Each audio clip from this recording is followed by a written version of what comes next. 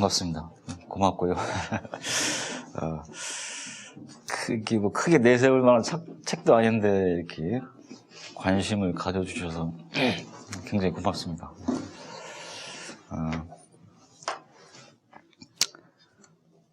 모처럼 이제 서울 생활 하다가 그만둔 지 한 2년 몇 개월 됐는데요. 그동안 서울에 이제 가끔씩 뭐 재판 있을 때나 뭐 다른 일 있을 때 오고 그랬는데 전 대학교까지 다 지방에서 나왔거든요.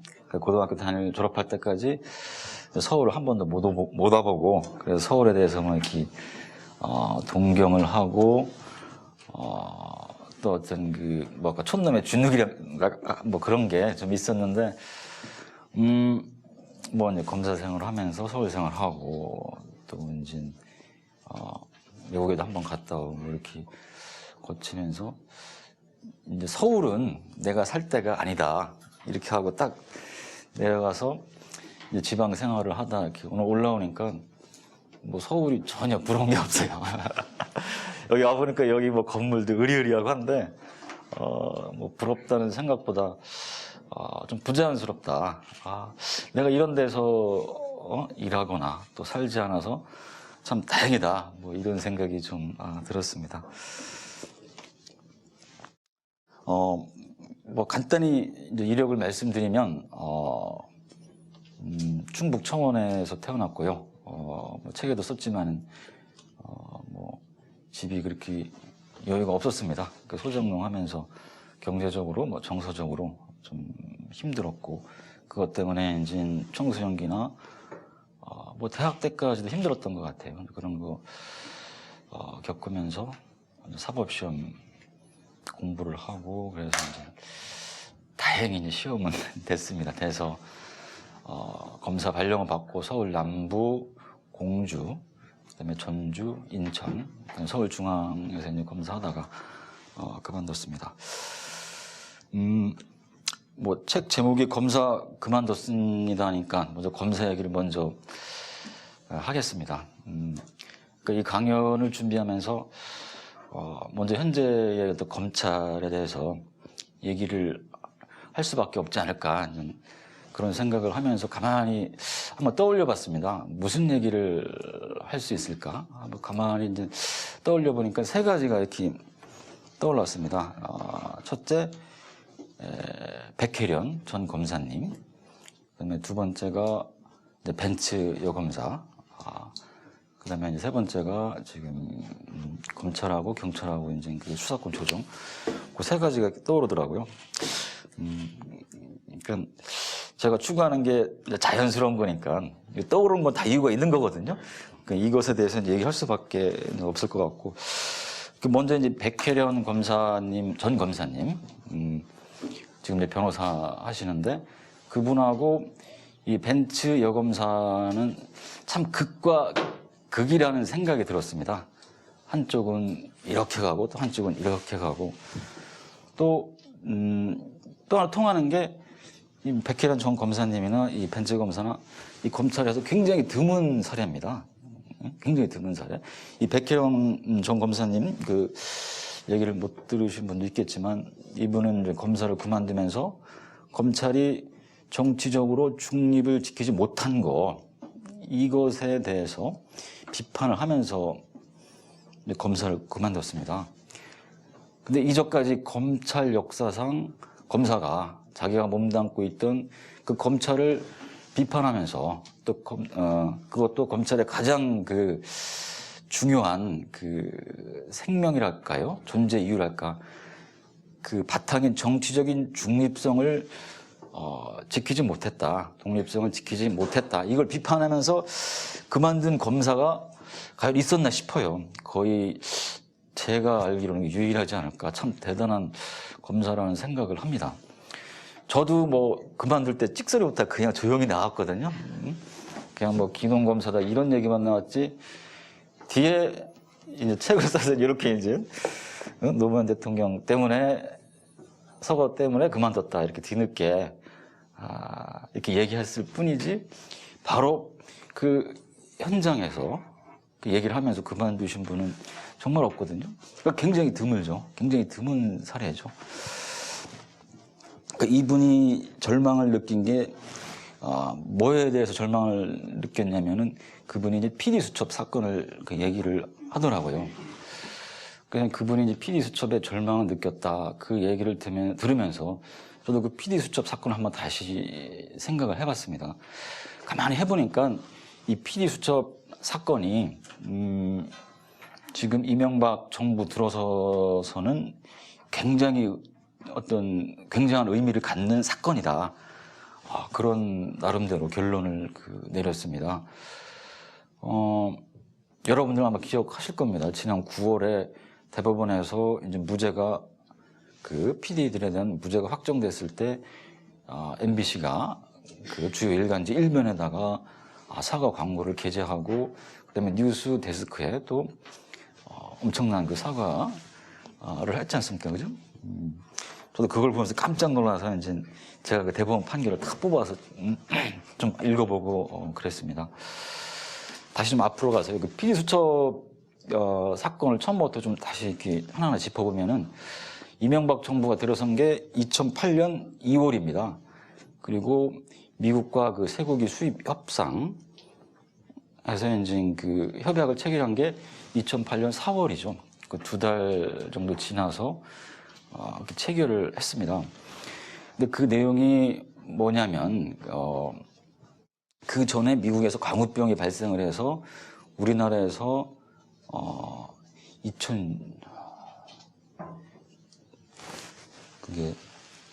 수입을 중단했거든요. 그래서 2006년도인가 수입 재개를 하면서 30개월 미만의 살코기만 수입한다. 이 내용하고 미국에서 광우병이 발생하면은 우리나라에서 수입 중단할 수 있다. 이런 내용으로 2006년도에 그 미국하고 이제 협약을 체결합니다. 근데 그게 이제 지금 정부 들어서서 2008년 4월에 이제 바뀌게 되죠. 이렇게 수입 범위도 넓어지고 또 하나 미국에서 광우병이 발생하더라도 그것이 국제 수역 사무국 이게 이제 국가 간의 어떤 그 육류 교역에 관해서 이제 전염병이나 그런 걸 다루는 국제 기구라고 합니다. 국제 수역 사무국에서 미국을 광우병 통제국으로 분류하는데 어떤 부정적인 영향을 미칠 때 하나요. 또 그렇게 표현되어 있더라고요. 하나여 수입 중단 조치를 할 수 있다. 그러니까 미국에서 광우병이 발생하더라도 우리 스스로 판단으로 수입 중단을 하는 게 아니라 국제 수역 사무국에서 미국을 광우병 통제국으로 분류했을 때에만 수입 중단할 수 있다. 이런 내용으로 바뀐 거죠. 그러니까 우리 검역 주권이 상당히 침해된 걸 볼 수 있잖아요. 그러니까 PD 수첩은 그걸 문제 삼은 거거든요. 그러니까 조약이 그렇게 불리하게 변경된 걸 문제 삼으면서 이제 미국에서 광우병 발생 확률이 있다. 다우너소, 아래서 빈슨, 이런 그런 사례를 든 거고, 또 우리나라 유전자형이 광우병에 걸릴 위험이 높다. 좀 그런 걸 좀 강조를 한 겁니다. 그렇게 보도를 하니까 이제 촛불 시위가 막 번진 거죠. 그죠? 번지니까 지금 정부에서는 그때 걷잡을 수가 없었죠. 검찰도 함부로 이제 손을 못 대고, 이제 그 압력에 못 이겨서 정부에서 이제 사과를 하고 6월 2일에 미국과 이제 재협상을 해서 다시 협약을 체결합니다. 그 검역 주권과 관련해서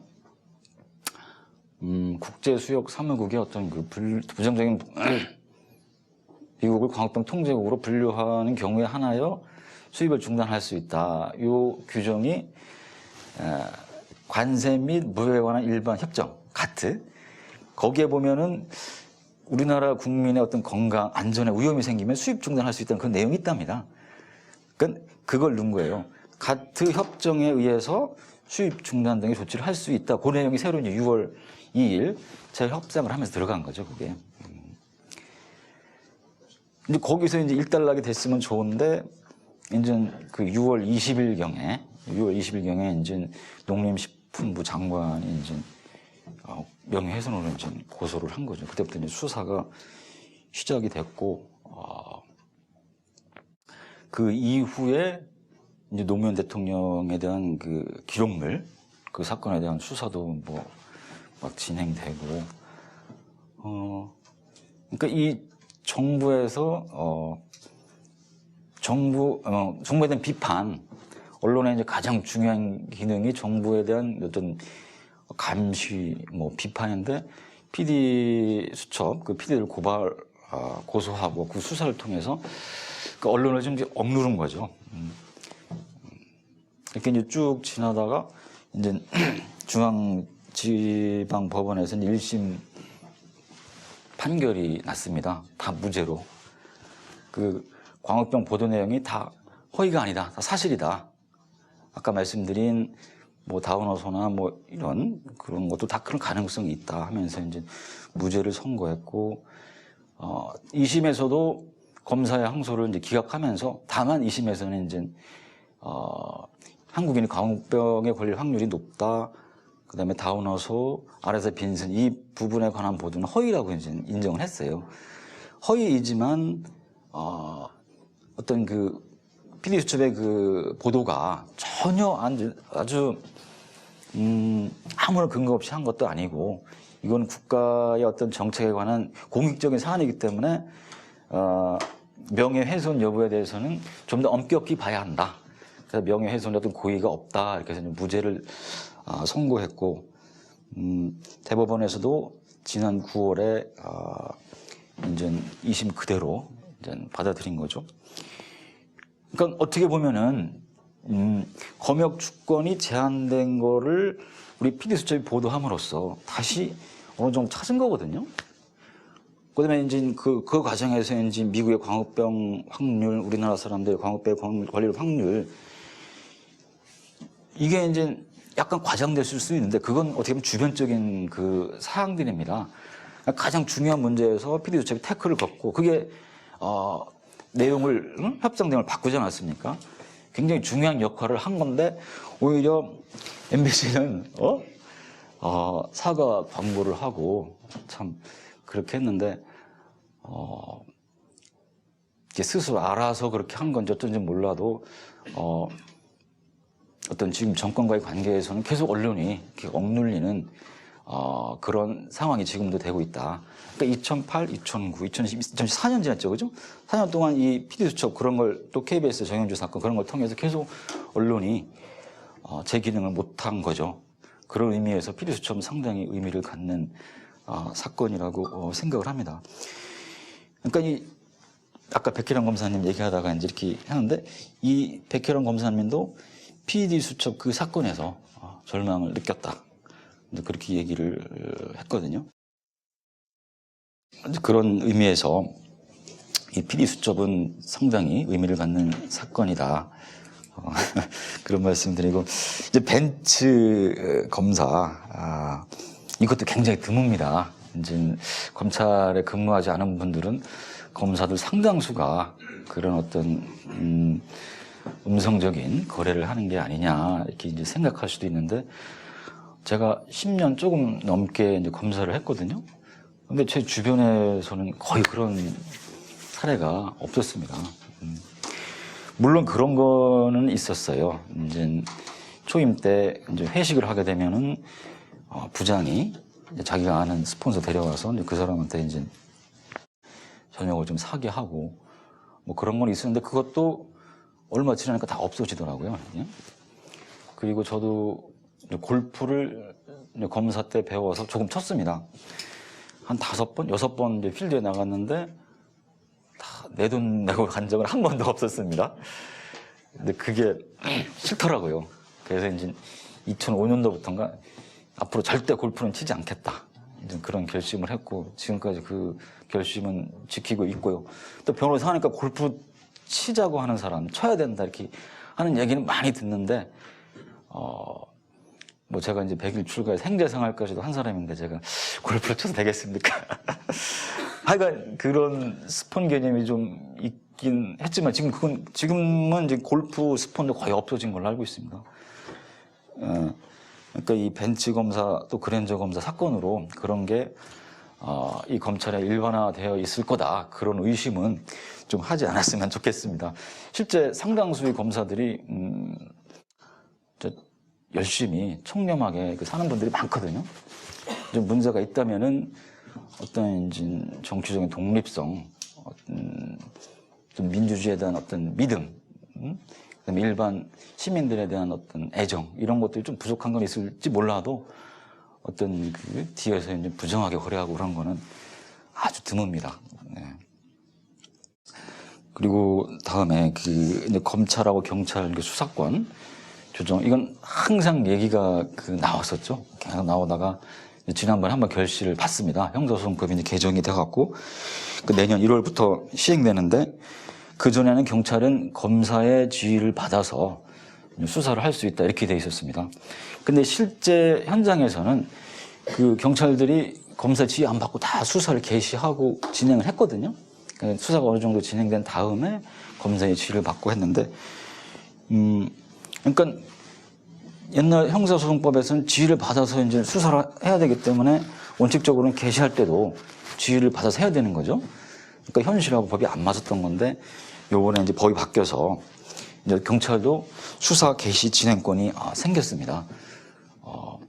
근데 요새 이제 문제는 경찰이 내사하는 거에 대해서도 검사가 검사의 지휘를 받도록 한 거에 대해서 지금 이제 갈등이 있는 거고, 그래서 경찰들이 수갑을 반납하느니 그런 얘기가 있는데, 이 검경 수사권 조정과 관련된 논란에 대해서는 하나 말씀드리고 싶은 것은 경찰이 검찰을 통제할 수는 없습니다. 근데 경찰은 검사의 수사 지휘를 받을 수밖에 없어요. 수사 지휘권을 없앨 수는 없거든요. 경찰한테 수사권 어느 정도 준다 하더라도 수사 지휘권을 뺏을 수는 없는 거고, 어차피 경찰은 검찰의 지휘를 받는 거기 때문에 경찰이 검찰을 통제한다는 거는 법적으로나 여러 가지 실제 현실적으로 상당히 어렵습니다. 또 경찰한테 검찰에 대한 통제권, 또 그럼 경찰이 과연 검사보다 더 적법하고 민주적으로 수사를 할 수 있느냐? 그건 결코 아니거든요. 검사는 이렇게 신분이 독립이 돼 있는데도 불구하고 못했잖아요. 그죠? 경찰은 신분 독립도 안 돼 있어요. 어떤 경찰서장이나 이런 사람들의 지휘를 그대로 받거든요. 그러니까 어떤 정치적으로나 기타 여러 가지 사건 관계인들로부터 오염될 가능성이 더 많죠. 그러니까 경찰이 검찰을 어떻게 통제한다. 그거는 커다란 의미는 없다고 생각을 합니다. 통제를 하려면 다른 방법으로 많이 얘기가 나왔던 공직비리 수사처나 아니 특검 상소라 이런 쪽으로 논의가 이루어질 수 있을지는 몰라도 또 국민의 기본권을 더 보장하기 위해서 경찰한테 더 많은 권한을 줘야 된다. 그거는 법적으로나 논리적으로나 좀 안 맞는다. 그런 말씀을 드리고 싶고, 하나 더 말씀드리고 싶은 거는 경찰에 대해서 어떤 자율성을 더 주어야 되는 건 맞습니다. 그리고 그걸 통해서 경찰이 스스로 정화가 되고 또 어떤 시민들의 권리에 대한 인식 그런 것도 고양될 필요가 있고, 내부적인 통제도 강화하고 그런 식으로 자율적으로 좀 제대로 건강하게 클 수 있는 그런 환경을 조성할 필요는 있죠. 예, 그런. 이제 제가 이제 검찰을 떠올리면서 이제 연상된 세 가지를 말씀을 드렸는데, 그럼 이 검사가 왜 이렇게 상당히 중요하죠. 중요한 기능을 갖고. 그럼 도대체 검사가 왜 생겼느냐, 검사 제도가. 탄생 배경이 뭐냐, 검사 제도의 존재 이유가 뭐냐, 그걸 한번 돌아보는 것도 아마 의의가 있을 것 같습니다. 이 검사 제도의 역사는 짧습니다. 얼마 안 돼요. 프랑스 대혁명 1789년 그 대혁명이 지난 다음에 이 검사 제도가 생겼습니다. 혁명 과정을 통해서 어떤 사람의 인권에 대한 관심이 생기고 보장하자는 그런 얘기가 많이 나오지 않았습니까? 그 과정에서 이제 검사 제도가 생긴 겁니다. 그 전에는 이 형사재판이 어떻게 이루어졌냐면은 이 재판하는 사람이 다 했어요. 수사도 하고 자기가 이제 형벌도 내리고, 또 그렇게 하다 보니까 고문 같은 게 이제 일상화되고, 그 옛날 우리 조선, 우리 옛날 그 왕조도 마찬가지로 그 원님 재판이라고 하잖아요. 그죠? 그 수령이 데려다 놓고, 응? 불어라. 그래서 이제 안 불면 고문하고, 자백을 받아내서 그냥 처벌하잖아요. 그죠? 그렇게 하면은, 이거 진실과 다르게 자백하는 경우가 당연히 있고, 그러니까 여러 가지 이제 무리한 것들, 응?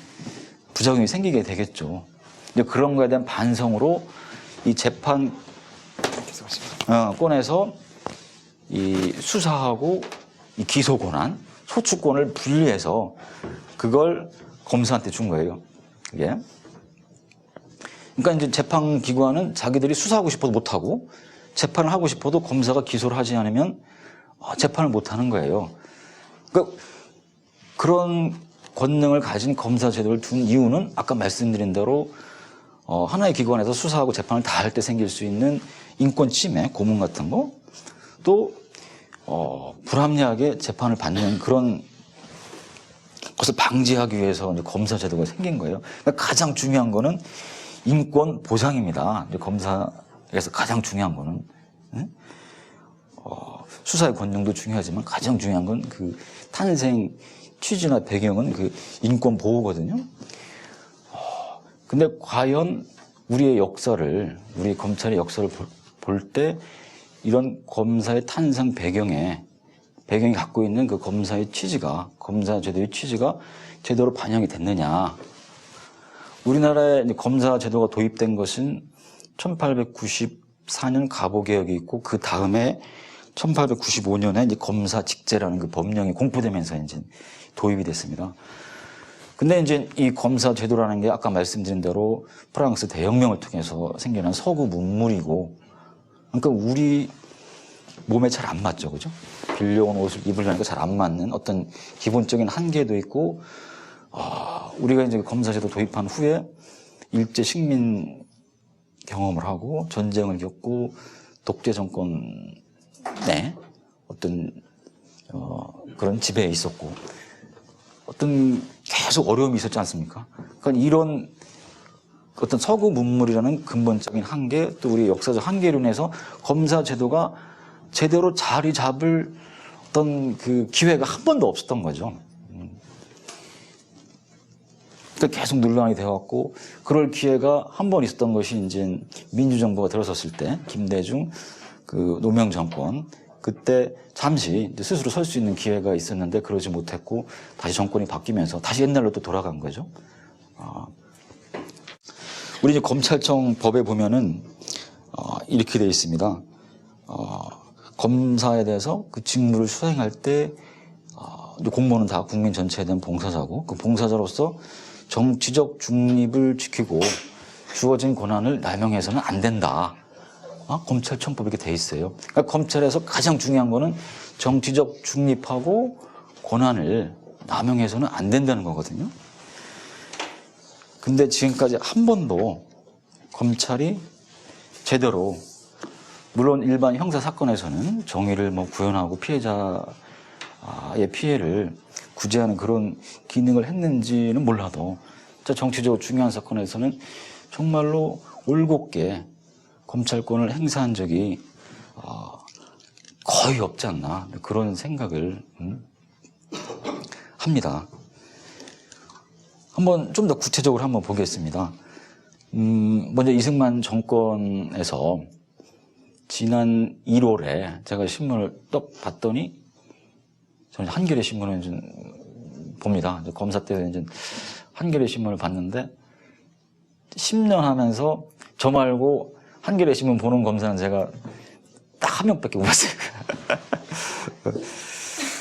근데 거기에 이제 일면에 조봉암 무죄, 사법 살인 딱 그렇게 나온 거예요.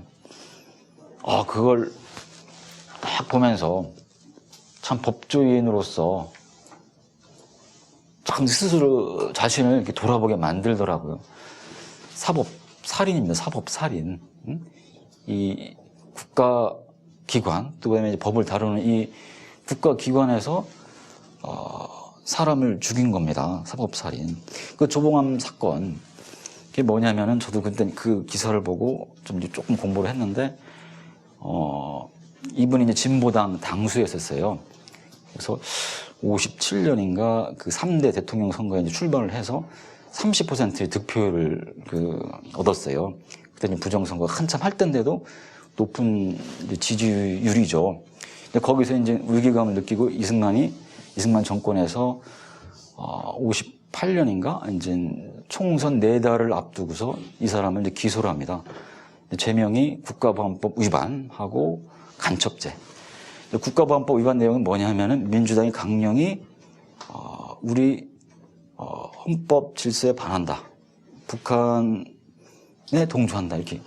근데 이제 진보당 강령이 뭐였냐면은 정치적으로는 공산 독재는 물론 자본가의 독재도 배격하는 혁신 정치 실현, 또 경제적으로 생산의 합리적 계획 분배로 민족 자본 육성, 평화 통일 실현, 이게 주요 3가지거든요. 이게 이제 국가보안법에 위반된다는 거죠. 뭐 그 당시 그 분위기로 봐서는 좀 그렇게 할 만한 것 같아요. 공산 독재는 모르겠는데 자본가 독재란 말 썼잖아요. 그죠? 그다음에 생산 관련해서 계획이란 말 썼잖아. 계획. 무슨 공산 계획 경제 아니냐 뭐 이렇게. 하여간 그런 걸 내세워서 국가보안법 위반을 걸었고, 간첩죄는 이제 양희섭이라는 그 간첩이 썼는가 봐요. 이제 그 사람하고 이제 접촉했다. 그 2가지 죄명으로 기소를 했는데, 1심 재판에서 그 판사님 이름이 유병진 판사입니다. 근데 그분은 국가보안법 위반에 대해서는 유죄를 선고했어요. 아마 그 분이 아까 말씀드린 그런 것 때문에 그러지 않았나 싶은데, 근데 간첩죄에 대해서는 무죄를 선고를 했습니다.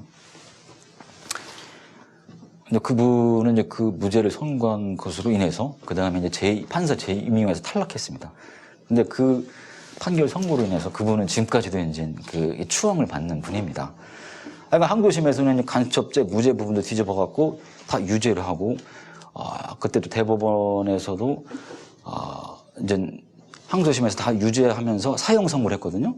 그거에 대해서 이제 피고인이 상고했는데 그거 기각하면서 사형 선고 판결을 확정시켰고, 그것에 대해서 이제 조봉암 선생이 재심을 청구했는데 그걸 기각하고 17시간 만에 사형을 집행을 했습니다. 이제 그게 지금 와서 뭐 유족이 청구했겠죠. 재심 청구를 해서 그게 이제 무죄가 된 거거든요.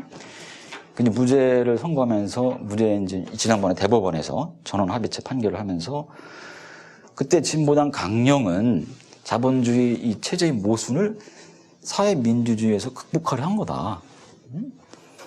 그리고 뭐 민족 자본의 육성이나 이런 평화 통일의 실현, 이게 전혀 문제될 게 없는 거죠. 그러니까 당연히 국가보안법 위반 부분에 대해서 무죄를 선고했고, 또 간첩죄에 대해서도 그 양립사업이라는 친구를 민간인이었거든. 민간인은 군 수사기관에서 조사할 수 없잖아요. 근데 그때 육군 특무부대 거기서 불법 체포 감금한 상태에서 이렇게 조사를 했답니다. 그러니까 증거 능력이 없는 거예요. 수사권도 없는 데서 조사한 걸 갖고 증거로 썼으니까. 또 이 사람이 2심에서 또 진술을 바꿨어요. 그러니까 믿을 수 없다 해서 지난번 대법원에서 무죄를 선고했습니다. 근데 이제 그런 걸 보면은 참 그 우리나라 역사, 사법의 역사에 있어서 검사도 그렇고 판사도 그렇고 참 제 역할을 제대로 못한 거죠. 그래도 법원은 그렇게 옛날에 독재 정권 그런 데서 억울하게 유죄가 선고된 사건에 대해서 지금 이걸 무죄로 바꾸면서 진짜 선배 법조인들을 대신해서 사과한다. 선고할 때 그런 얘기를 좀 하잖아요. 근데 검찰은 안 해요. 사과는커녕 그 무죄 난 거에 대해서 항소를 합니다. 상고를 하고 이렇게. 그 백혜련 전 검사님도 그런 얘기를 하더라고요. 자기가 공판검사로서 어쩔 수 없이 상부의 지시에 의해서 그 상소할 때 참 무척 괴로웠다. 그런 얘기를 하고 있습니다. 뭐 이승만 정권에서 그 대표적인 사건이 그거였었고, 그다음에 이제 박정희 정권에서 우리 김대중 전 대통령이 73년도에 일본에서 납치된 사건이 있습니다. 그 사건 이후에 유신 체제에 대한 이 반대가 굉장히 심해졌거든요. 이제 그 과정에서 이제 민청학령 사건이라는 게 발생합니다. 그걸 인해서 이제 180명이 구속이 되고 뭐 재판을 통해서 8명이 사형 선고받고 이게 다 지금 무죄 선고가 되고 있거든요. 그거에 대해서 지금 국가 배상 청구돼서 뭐 수백억 원을 배상하라는 이런 판결이 나오고 있는데 그런 사건, 또 김대중 내란 음모 사건, 전두환 정권이 들어서면서 했던 그 내란 음모 사건, 그것도 무죄가 나왔고요, 그죠? 또 하나 이제 좀 코미디 같은 건데, 이제 12.12 쿠데타 관련해서 검찰이 그 수사를 처음에는 혐의 없음 처분했죠, 그죠? 성공한 쿠데타는 처벌할 수 없다. 이렇게 했는데 이거 확 뒤집어서 나중에 또 이제 기소를 해서 결국 전두환 노태우 씨가 이제 구속이 되고 막 이렇게 했는데 검찰은 그렇게 자기 말을 뒤집으면서 아무런 반성이나 사과의 말도 하지 않았습니다. 참 제가 검사 출신인데 너무 제 검찰을 이렇게 해서 그 지난번에 청주에서 명진 스님이 오셔갖고 강연을 했는데 와, 그 검사 엄청 까더라고요. 진짜 여기서 제가 얘기하면 진짜 제가 명예훼손이 될 것 같고, 그 분에 대한 명예훼손이 아니라 이제 검사에 대한 명예훼손이 될 것 같은데, 막 하다가, 여기 혹시 검찰 관계자 와 있는 거 아닙니까? 딱 그러는 거예요. 그랬더니 이제 같이 갔던 분 중에서 이제 그 아는 형이, 저기 지금 검사는 아닌데, 저기 출신 저기 있습니다. 딱 그러는 게 저를 가리키면서. 근데 이 양반이 저를 쫙 보더니, 인상이 좋은데? 아주 강연을 참 잘 들었는데, 정말로 그때 그분이 검사에 대해서 아주 특히 노무현 대통령을 수사했던 그 사람들에 대해서 아주 그냥 사석에서는 참 아주 재미있게 표현할 수 있는 그런 얘기를 하시더라고요. 그래도 잠만 제 친정이라도, 그 비난 받을 게 있으면 반해야 되겠죠. 그리고 저도 좀 좀 해야 되고, 그 속에서 제가 뭘 했나. 그러니까 참 부끄러운 역사죠, 검찰. 그러니까 지금 검찰이 욕먹는 거는 자업자득이라고 생각을 합니다. 네. 그러면 이제 아까 우리 검찰이 제대로 설 수 있는 기회가 있었던 게 이제 민주정부가 들어섰을 때 김대중 노무현 정권 그때였다는 이제 말씀을 드렸는데, 그럼 제가 99년도에 이제 검사 발령을 받았거든요. 그러니까 김대중 대통령이 이제 임기가 시작된 게 아마 98년 그 2월인가 아마 그때쯤일 거예요. 그러니까 김대중 대통령한테 이제 임명장을 받았죠. 대통령 김대중. 그때 참 기분이 좋더라고요. 같이 이제 인간한 그 검사가 있었는데 그 검사도 참 김대중 대통령한테 임명장을 받아서 너무 좋다. 저도 참 좋았습니다. 좋고 또 이어서 우리 노무현 대통령 그분 밑에서 일을 할 수 있던 거. 그래서 제가 김대중 노무현 정권 10년 검사를 할 수 있어 행복했습니다. 이렇게 이제 제가 쓰긴 썼는데 이 표지에 뺀 거는 우리 저기 문화동네 이제 서영희 팀장님이 뺐어요. 제가 이제 원고를 보내면서 이 내용이 이제 본문에 있는데 저분이 이제 막 이제 이렇게 빨간 줄 막 하거든요. 막 보내면서 가로에다가 요 표현 옆에다가 참 의미심장하고 이제 딱 그러더라고요. 근데 아니나 다를까 나중에 이제 표지만 안 되는데 이걸 딱 썼더라고요. 하여간 그 두 분이 집권할 때는 검찰이 크게 뭐 이렇게 문제 만든 건 없죠, 그죠? 진짜. 그러니까 검사로서 일하는데도 크게 부담은 없었습니다. 그 여러분들도 뭐 알다시피 이제 김대중 대통령이나 노무현 대통령은 민주주의에 대한 아주 확고한 그 철학과 믿음이 있는 분들이거든요. 그러고 김대중 대통령 얼마나 옛날에 그 탄압을 받았습니까? 그 납치당하고 고문당하고 가택연금당하고 그렇게 하면서도 이분은 집권하고서 정치 보복이라는 게 없었죠, 그죠?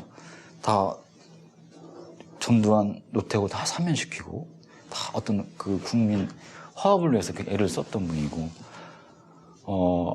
근데 그분에 대해서 또 하나 말씀드리고 싶은 거는 이 생명, 뭐 사람도 포함해서 이 생명에 대한 어떤 존중, 대단하신 분이라고 저는 생각을 합니다. 지금 오마이뉴스에 지금은 노무현 대통령 평전을 쓰고 계신 김삼웅 전 그분이 박물관장, 중앙박물관장 하시던 그분이 쓴 그 김대중 평전에 보면은 이 김대중 대통령께서 화초를 가꾸는 얘기가 나옵니다. 이분은 이제 교도소에 있을 때도 이제 화초를 가꾸고 집에서도 이제 화초를 가꿨는데 이분이 화초 가꾸는 건 좋아하는데 분재는 싫어해요. 분재, 화분에 이제 키우는 거. 이제 왜 싫어하냐면은 그분은 그걸 생명에 대한 학대로 보는 겁니다. 학대. 이 분재라는 그 아주 작은 틀. 지금 여기 이게 분재라고 하면은 이 생명은 진짜 땅의 기운을 받고 커야 되는 거거든요. 땅하고 완전히 이제 격리된 거랍니다. 격리된 겁니다, 이게. 굉장히 불완전한 생명이고 불안하죠, 이게. 근데 그분은 그게 이제 싫었던 거죠. 그래서 그분은 이제 분재는 굉장히 싫어했고, 저도 마찬가지입니다. 저도 그래서 우리 집에는 화분이 하나도 없습니다. 화분이 없고. 그건 진짜 저는 생명에 대한, 물론 분재 좋아하시는 분도 계시겠지만 제 가치관은 분재는 생명에 대한 학대다. 이제 그런 분이니까 제가 얼마나 뭐 존경을 하겠습니까? 예? 근데 그분이 이제 노무현 대통령이 돌아가신 다음에 그 영결식에서 이제 권양숙 여사와 딱 접하고 나서 이렇게 오열을 하지 않았습니까? 그건 아무나 못해요, 진짜. 그건 아주 그런 마음이 이 속에 없으면 저는 못한다고 생각을 해요. 근데 그분이 그렇게 할 수 있던 것은 아까 말씀드린 그 생명에 대한 그런 존중, 이런 게 없으면 저는 불가능하다고 생각합니다. 그러니까 그분이 이제 노무현 대통령 돌아가신 다음에 6.15 선언 기념 강연할 때 그렇게 했습니다. 그 노무현 대통령이 돌아가시기 전에 우리가 조문을 500만이나 했는데 그 반의 반이라도 노무현 대통령이 그 탄압을 받는 거에 대해서 호소를 하고 항의를 했으면 돌아가시지 않았을 거다. 뭐 이런 얘기도 하시면서 그런 얘기를 해요. 이 정권에서는 이 담벼락에, 그냥 자기가 그렇게 못하면 담벼락에라도 대고 욕을 해야 된다. 또 독재 정권의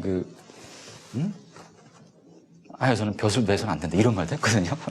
그러니까 그분이 이제 강연한 내용을 제가 탁 복사를 해서 제 블로그에 그 당시 올려놨습니다. 올려놓고 이제 독재 정권에서는 벼슬을 해서도 안 된다. 그 부분을 탁 진하게 해서 이제 해놨는데 한번 혹시 들어가셔서 보세요. 제 블로그 이제 2009년 6월경에 보면은 이제 그게 딱 나올 겁니다. 그때는 저는 이제 검사 그만두기로 결심하고 있었을 때고, 근데 이제 아까 백혜련 검사님처럼 용기는 없어갖고 말은 못하고 속으로 이제 그렇게 하고 있었습니다.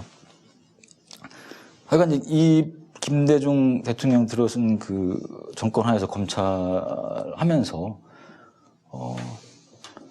뭐 권위주의가 이제 상당히 이제 타파되고 크게 힘들지는 않았던 것 같아요. 그런 것 때문에. 그리고 이제 노무현 대통령이 들어서면서 이제 검찰에 이제 더 변화가 막 생깁니다.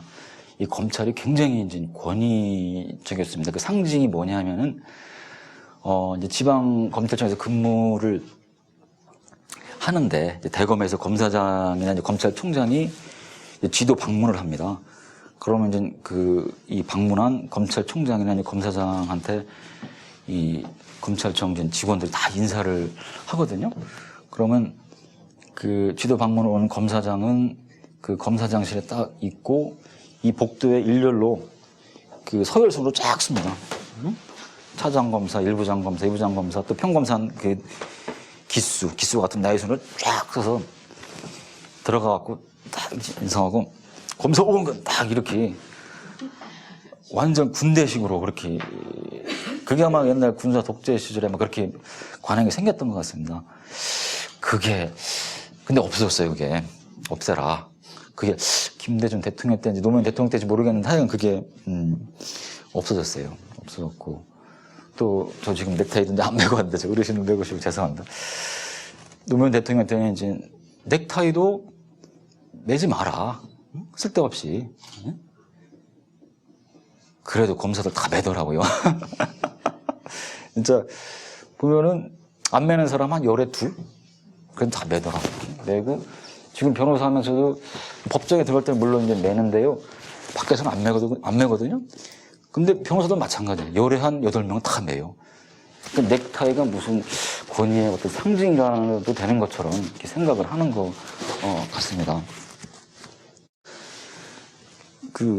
이 노무현 대통령한테 저는 이제 의미를 두는 게, 저는 책에서 그분은 우리나라 곳곳에 박혀 있는 그 위선, 이 권위주의를 타파하려고 혁명가란 말을 제가 썼습니다. 그건 제가 어디서 보고 쓴 건 아닌 것 같아요. 제가 진짜 그렇게 생각을 했거든요. 이 권위주의라는 게 우리나라에 굉장히 일반화되어 있거든요. 집에서도 그렇고, 직장에서도 그렇고, 이 정치 차원도 그렇고. 그분은 그걸 다 타파하려고 한 겁니다. 자기 자신을 내려놓고. 이제 그게 검찰과 관련해서는 이제 집권을 하고서 법무부 장관을 검사 출신이 아닌 이제 판사 출신인 감금실 이제 전 장관 그분을 임명을 하면서 이제 검사들하고 갈등이 그때 굉장했죠, 그죠? 검사와의 대화도. 근데 이게 참 이 조직 이기주의라는 게 대단한 것 같습니다. 제가 지금은 뭐 이렇게 검찰계 안 좋게 얘기하지만 그때 또 완전히 또 이제 팍 전의가 불타는 거야, 대통령에 대해서. 아니, 검찰을 얼마나 우습게 보면은, 판사 출신을 법무부 장관이 안 치나. 그래서 이제 저도 이제 이쪽 편에서 갖고 이제, 싹 비난하기도 하고 그렇게 했는데. 하여간 그런 식으로 이제 그분은 권위주의를 타파하려고 했고, 그 전까지는 검찰에서 제일 잘 나가는 검사들은 공안 검사, 공안부에 있는 검사들 제일 잘 나갔거든요. 근데 공안 기능을 확 무기력화 시키지 않았습니까? 그러니까 검찰에서는 그 노무현 정권 하에서는 뭐 큰 문제는 없었잖아요, 그죠? 오히려 그 대통령 비자금 그 수사 같은 거 해서 어떤 우리나라 정경유착 그런 것들에 대해서 이제 뭐가 좀 정리가 되는 그런 계기도 만들고 이제 이 노무현 대통령의 그 어떤 혁명가라는 거, 그게 지금 말재주가 없어갖고 잘 이제 더 강조를 하고 싶은데, 제가 책에도 썼지만 이제 김훈 씨 있잖아요. 그분이 옛날 한겨레랑 이 대담을 하면서, 우리가 먹고 살기 위해서 저지른 억압, 이 구조화된 억압은 대단한 거라고 이렇게 전제를 하면서 그거는 노무현의 낭만주의, 민주주의로도 깰 수가 없는 거였다. 그 노무현 대통령은 참패하였다. 그러니까 그분도 노무현 대통령이 이전까지 우리가 저지른 구조화된 억압을 깨려고 한 어떤 혁명가라는 거는 뭐 그런 표현까지 생각했는지 모르겠지만 거의 그런 생각은 갖고 있었던 것 같아요. 그러니까 그만큼 노무현 대통령은 권위주의 타파, 그러니까 어떤 기득권 이 사람들이 결코 일반 시민, 일반 국민들보다 나은 것도 아니다. 똑같은 사람이다. 그들이 어떤 인연에 의해서 그런 역할을 할 뿐이지. 여러분들 아마 다 아실 겁니다. 퇴임하고서 봉하마을에서 앞에 온 사람들하고 아주 자연스럽게 얘기하던 그 사람은 우리나라에서 그걸 이루려고 했던 거죠. 근데 이제 이 분이 이제 물러난 다음에 이명박 정권이 생기면서 이제 검찰은 다시 10년 전으로 돌아갑니다. 이제 권위주의적으로 되고 또 일방주의로 됩니다. 하나의 예를 들겠습니다. 이명박 정부 들어서 얼마 안 돼서인지 이 빈부격차가 커진 이런 게 이제 사회적으로 큰 문제가 됐거든요. 그거에 대해서 국무총리실에서 뭘 생각했냐면은 고위 공무원들 아마 상급 이상이라고 했던 것 같은데 이 사람들은 월급에서 몇 %씩 공제를 해서 그 돈을 모아갖고 사회복지 공동모금회인가 거기에 이제 기부를 해서 거기서 저 소득층을 지원하자 이런 방안을 냈습니다. 그러니까 고위 공무원들은 월급에서 다 이제 까는 거죠. 그때 몇 %. 그러면서 그게 이제 강제는 아니고 어떤 그 자율적으로 선택을 하라 하면서 이제 지시가 내려오기를 동의서 또는 부동의서를 이렇게 내라고 이렇게 왔습니다. 하면서 이제 자발적으로 하라고 하면서 또 어떤 지시가 내려왔냐면은 그 동의한 그 공무원들의 비율이 얼마인지 그 실적이 얼마인지 그때 보고하라고 온 겁니다. 물론 뜻은 좋아요. 그렇게 이제 좀 고위 공무원들 월급이 좀 많은 사람들 돈 떼서 줘서 좀 돕자. 이건 좋아요. 근데 방법은 크게 문제인 거거든요. 어떤 그 우리 사회 저소득층을 어떤 복지를 개선하고 있는 거는 어떤 국가의 세금 이런 걸 통해 제도적으로 할 거거든요. 또 그거로 공무원들 월급 떼서 그걸 사회복지 공동 모금에 넣어서 그 사람들이 한다는 게 말이 됩니까? 그 사람들이 무슨 그런 능력도 안 될 테고 그 평등의 집행도 안 되는 거고 뜻은 좋지만 그 절차나 방법에 있어서 너무나 비민주적이고 비효율적이기 때문에 저는 이제 부동의서를 냈어요. 딱 내고 집에서 이제 집사람 얘기하면서 내가 이거는 앞으로 어떤 압력이 들어와서 내가 부동의를 철회하지 않겠다. 딱 하고 이제 출근을 했는데 부장님이 딱 부르는 거예요. 그러더니 야, 오 검사. 야, 차장님이 그러는데 우리 청에서 부동의서 낸 사람 너밖에 없대. 그러면서 몇 개 싹 얘기를 하더라고요. 그래서 생각해보니까 여기에 목숨 걸 건 아니다. 그 생각이 딱 들어서 에이씨. 그래서 동의서 다시 내고 말았는데 하여간 이 검찰이 다시 그렇게 된 거예요. 그게 이제 하나의 일방주의, 권위주의의 이제 그 사례죠. 전시 행정이고. 그다음에 그 후에 이제 아까 말씀드린 피디수첩이나 정현주 그 사장 사건, 그 정권에 부합하는 수사, 미네르바 뭐 이런 것들 얼마나 많았습니까? 그 이제 정점에 있는 게 이제 노무현 대통령에 대한 모욕주기 수사였었죠, 그죠? 그 내용들은 뭐 여러분들 너무 잘 아는 내용이죠. 참 저는 그 전 대통령을 봉화해서 참 서울까지 수사하는 건 뭐 좋다 이거 칩시다. 서울까지나 부른다는 게 참 나는 이해가 안 가요. 그 전직 대통령인데 진짜 수사를 할 수밖에 없다면 뭐 부산이나 부산지검에서 할 수도 있는 거고 그런 건데 굳이 서울까지 불러서 다 중계를 하게 만들고 또 큰 사건 같은 경우는 핵심 인물은 제일 마지막에 불러서 조사하면 바로 뭐 영장을 청구한다든지 기소를 하거든요.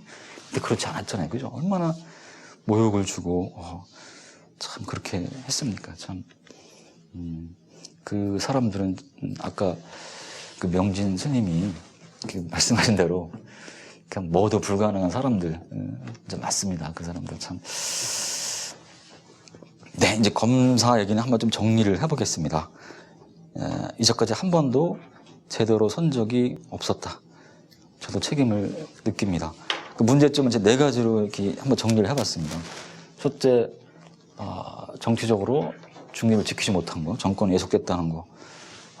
또 하나, 그거랑 이제 서로 연관되어 있지만 출세주의, 실적주의. 이 검찰에서 보면은 이 부장들, 차장들, 이 사람들 그 인사에 굉장히 예민하거든요. 그래서 한 10년간 검사 생활을 했지만 이 고위 이 간부들 중에서 참 자기 소신을 지킨다. 꼭 정치적인 거 말고라도 일반 사건에 있어도 물론 그런 분들도 계셨겠지만 별로 못 봤습니다. 별로 진짜 그만큼 이제 어떤 출세 그런 거에 관심이 굉장히 많습니다. 굉장히 많고요. 그런 출세나 그런 거에 이제 하나 이해가 될 수 있는 게 그 옛날에 이제 그런 게 너무 심하다 보니까 법을 바꿨습니다. 그 검사의 직급을 옛날에는 검사, 검사장, 검찰총장, 하나 더 있었던 것 같아요. 이렇게 직급을 나눴었거든요. 근데 하도 이제 검사장 승진에 목을 매니까 법을 바꿔서 직급을 2개로 이제 단순화시켰습니다. 검사하고 검찰총장. 중간에 이제 검사장들은 단순히 이제 보직 개념이지 직급 개념은 아니거든요. 근데 법이 바뀌었어도 검사장은 똑같아요. 옛날하고 다름이 없는 똑같이 대우를 해주고 또 그러니까 다 그거 되려고 그러고 오히려 오죽했으면은 오히려 검사장의 어떤 그 숫자를 늘렸습니다. 지금 서울중앙지검장 있잖아요. 거긴 검사장이 아니에요. 고등검사장이에요. 어? 아니 고등검찰청도 아닌데 무슨 고등검사장이고 또 서울중앙지검 1차장 거기 검사장급이에요. 검사장. 부산지검 1차장 검사장. 그렇게 늘린 거거든요. 그게 바로 출세주의 그게 하나의 예가 되겠죠. 정권으로부터 독립하지 못했다. 출세주의, 실적주의, 또 이제 권위주의. 그러니까 자기는 좀 저도 그런 게 있을 겁니다. 좀 다른 종자로 보는 거예요. 일반 국민들하고.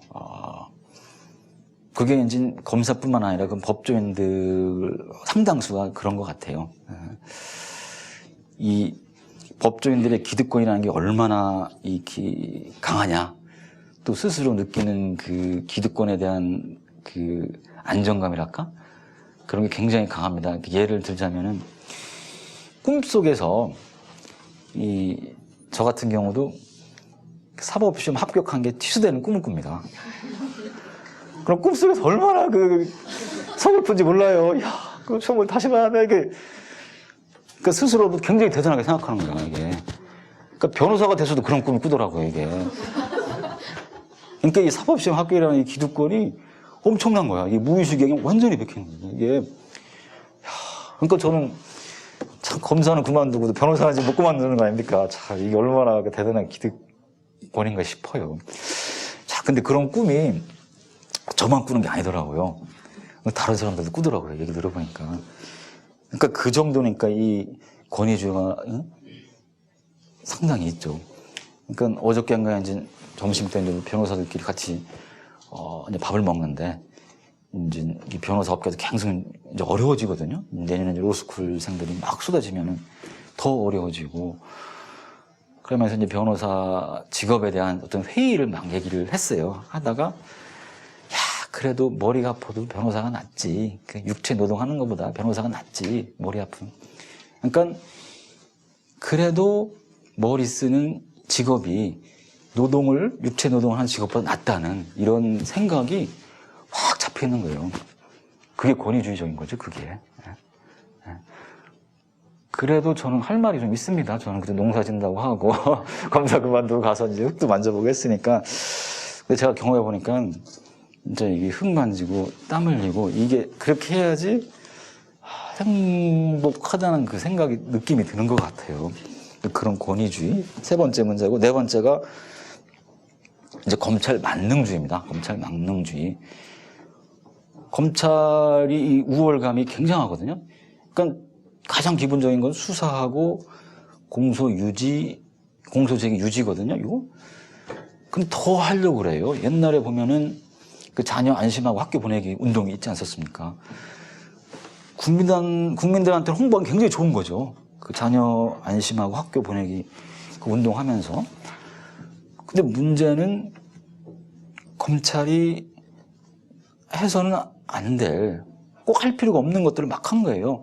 그때 이제 검찰에 가서 술집 단속하고 막 했거든요. 저도 가서 막 했어. 근데 검찰의 주요한 기능이 검찰청법에 보면은 수사하고 공소제기 유지, 또 하나 뭐냐면 사법경찰이라든 지휘 감독이거든요. 그게 뭐냐면 경찰이 수사 과정에서 발생할 수 있는 어떤 인권 탄압, 이것을 통제하라는 거거든요. 근데 자기들이 가서 이렇게 단속하고 하면은 그걸 누가 통제합니까, 그거? 또 그때 각 청마다 계속 그 실적 보고를 합니다. 그 자녀 안심하고 보내기 운동. 그래서 실적이 좋으면 포상도 하고 다 순위를 매겨서. 그러니까 무리하게 단속하고. 그러니까 경찰이 할 일을 검찰이 나서서 한 거죠, 이렇게.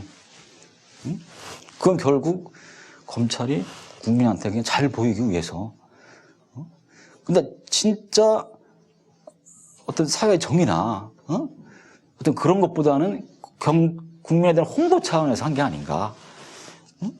그러니까 그렇게 함으로써 검찰 보유의 업무, 검찰의 아까 탄생 배경을 말씀드렸는데 인권 보장적 기능은 그냥 수면 아래로 가라앉는 거죠. 또 그렇게 하면서 검사 본연의 이제 일도 못하니까. 그러니까 맨날 바쁘고. 자기들이 꽉 많이 적어놓고서 바쁘다고 하는 거예요, 지금. 또 하나 얘가 이제 교통사고 줄이기 운동. 제가 공주에 있을 때인데, 그때 또 뭐 그걸 해서 막, 실적 보고를 하는데, 야, 별거 다 하더라고요. 검사가 딱 하면서 그 행정관청에 이제 담당 다 불러요. 그 회의를 주기적으로 하면서, 야, 어느 교차로에 신호등에 문제가 있다. 막 그런 것까지 보고를 받는 거야, 막. 검찰이 그거 할 일입니까, 그게? 검찰이 그렇게 그냥 문어발식으로 막 뻗쳐놓고, 발을 뻗치면서 그렇게 하려고 하니까 문제가 되는 거죠, 지금. 네 가지가 이제 이렇게 저는 문제를 이렇게 유형화를 한번 해봤습니다. 정치적 독립을 지키지 못한 거, 출세주의, 권위주의, 검찰 만능주의. 그럼 이거 어떻게 이거를 해결하느냐? 우선 이제 검찰 만능주의에 대해서는 검찰 권한을 이제 좀 축소를 시켜야 되겠죠. 그 지금은 이제 옛날 같이 자녀 안심하고 학교 보내기 운동, 교통사고 줄이 이건 못합니다. 지금 검찰에 대한 시각이 옛날하고 다 많이 달라졌으니까 이 권한 축소와 관련해서 가장 저는 중요한 게 이 중수부 폐지라고 생각합니다. 검찰 스스로 수사를 하면 이렇게 통제를 할 그 기관이 없죠, 그죠? 그나마 통제를 한다면은 지검에서 수사하는 것에 대해서 대검이 통제를 해야 되거든요, 그죠? 대검에서 각 지검에서 이제 있을 수 있는 여러 가지 불법 수사나 이런 거에 대해서 대검 감찰에서 해야 되는데 대검 중수부에서 수사하면 누가 그걸 통제합니까, 그걸? 응? 검찰총장이 지휘를 해서 중수부 지휘를 해서 수사를 하는 건데 통제를 못하죠. 그러니까 노무현 대통령 그 사건이 생기는 겁니다. 그렇게 무리한 수사를 해도 통제할 그 기관이 없잖아요. 그러니까 당연히 이 중수부는 폐지가 돼야 되죠. 지난번에 폐지 논란이 있었지만 결국 또 검찰의 반발에 의해서 지금 또 이렇게 좀 가라앉아 있는데요. 그럼 검찰 통제 그 기관으로서 이제 많이 얘기가 나왔던 게 공직비리 수사처, 그죠? 그거 이 부분은 적극적으로 저는 이제 검토를 해봐야 된다고 아마 생각을 합니다. 그거. 그러면 이제 검찰 권한 축소하는 거하고, 그 다음에 이제 권위주와 관련해서는 그 형사 절차의 어떤 민주화를 더 강화시킬 필요가 있다. 지금 형사 절차, 수사나 재판 과정에서 이제 국민 참여 재판이 이제 재판 과정에서는 지금 이루어지고 있잖아요. 저는 그 국민 참여 재판, 이게 사법 민주화를 위해서 굉장히 큰 의미를 갖는다고 생각을 합니다. 제가 이제 국민 참여 재판 1호 검사 이렇게 이제 돼 있는데, 제가 이제 영국에서 1년 연수를 하고 돌아와서 중앙지검 발령을 받았어요. 이제 공판부를 갔더니 제가 국민 참여 재판 전담으로 돼 있대요. 제가 근데 가만히 보니까 제가 잘나서 거기 이제 맡은 게 아니라 다 이렇게 꺼리는 거야.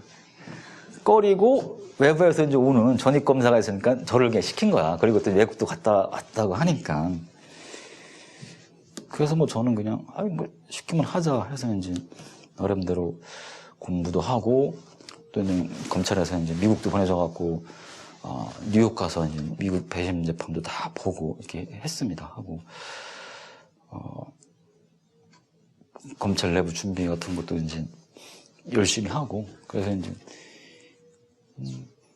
하여간 실무적으로나 이론적으로나 저는 그래서 이제 상당히 인정을 좀 받았고, 우리 이제 서울중앙지법에서 6월에 이제 첫 번째 이제 참여 재판이 있었는데, 그때 이제 오마이뉴스에서 그 참여연대 박근영 팀장님이 이제 그 방청기를 썼거든요. 그분이 이제 계속 그 참여 재판 방청하면서 써왔는데, 거기서 이제 저에 대해서 칭찬을 했더라고요. 그 제가 이제 평소에 그렇게 오마이뉴스를 보니까 또 그 관전편도 볼 수 있었지, 제가 오마이뉴스를 안 봤으면 아마 못 봤을 거예요. 하여간 이제 그 참여재판이 왜 중요하냐. 거기 이제 참여재판을 이제 간략히 소개하면은 매년 초에 대법원장이 아니 각급 검찰청 아니 지방법원의 법원장이 이제 행정관청에 그 지역의 그 유권자들 중에서 일정 수의 사람을 자료를 이제 부탁을 합니다. 그럼 행정관청에서 막 추첨을 해갖고 일정 수의 자료를 딱 줘요. 그러니까 그 풀을 확보하고 있다가 이제 참여재판이 진행될 그 사건이 발생을 하면 다시 거기서 한 100여 명을 다 추첨을 합니다. 그런 추첨을 해서 그 사람들이 이제 법정에 다 이렇게 불러 모아요. 이제 거기서 이제 배심원을 이제 뽑는 겁니다. 이게 배심원 뽑는 그 절차를 선정 절차라고 하는데 그 굉장히 어려워요, 그게. 그러니까 이제 보통 9명이고 조금 이제 가벼운 사건은 이제 배심원이 7명이 됩니다. 근데 9명을 뽑는데 8명이 다 검사 편, 그럼 변호사 편이라고 하더라도 한 명만 다른 편이다. 그러면은 그 사람이 나머지 8명은 다 영향을 줄 수 있거든요. 그러니까 9명 전부를 나한테 유리한 또는 어떤 중립적인 위치에 있는 사람을 뽑아야 되기 때문에 이 검사와 변호사 사이에 아주 불꽃 튀깁니다. 불꽃 튀기고 여기 등에서 땀이 나고. 그러니까 미국에서는 이 선정 절차가 굉장히 치열해서 그 선정 절차 하는 데만 해도 뭐 한 달이 걸리고 그런답니다. 예. 그렇게 뽑기 때문에 이분들은 그래도 상당한 정도 검증이 된 사람들이에요. 그런 검사나 변호사 또 재판장도 질문을 해갖고 그 사람이 진짜 이런 재판을 할 수 있는 사람인가 그것들이 검증이 됐기 때문에 이 사람들은 그러니까 뭐 상식이 통한다고 그럴까? 그러니까 재판에 크게 문제가 없어요. 실제 지금 국민참여재판이 도입된 지가 이제 2008, 9, 10, 11 4년 지났거든요. 지금 배심원들의 이 평결하고 재판장의 이제 판단하고 거의 90%가 맞습니다. 90%가. 그러니까 일반 시민들은 다 재판을 할 수 있는 거예요.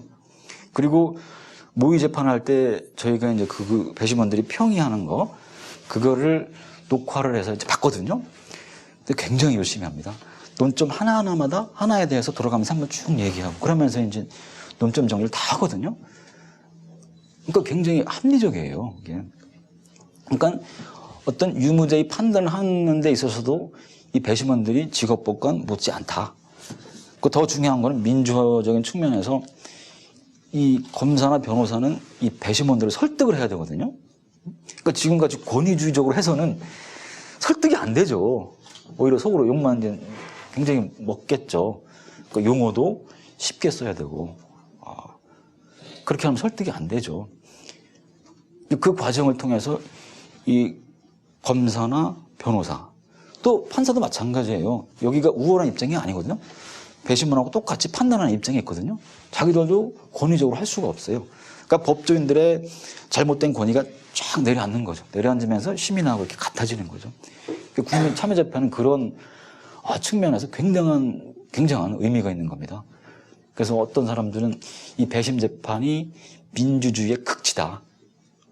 저도 동의합니다. 진짜 굉장히 중요한 제도라고 생각을 합니다. 물론 지금 우리나라에서 지금 시행되고 있는 국민참여재판은 배심원들이 평결에 구속력을 안 줘요. 그러니까 여기서 무죄라고 했어도 판사가 바꿀 수가 있어요. 이제 그렇게 하는 이유는 처음에 법을 만들 때 5년간 한번 해보자 그렇게 해봐서 우리가 어떤 식으로 갈지 이제 결정을 하기로 하는 거거든요. 그러니까 내년 1년 남았죠, 그죠? 내년 지나면 이제 이 배심 재판을 어떻게 할지 결정이 될 겁니다. 근데 지금 배심 재판 숫자가 계속 늘어나고 있기 때문에 이걸 다시 돌리지는 못합니다. 근데 이제 배심 재판 한다면 당연히 구속력을 인정해야죠.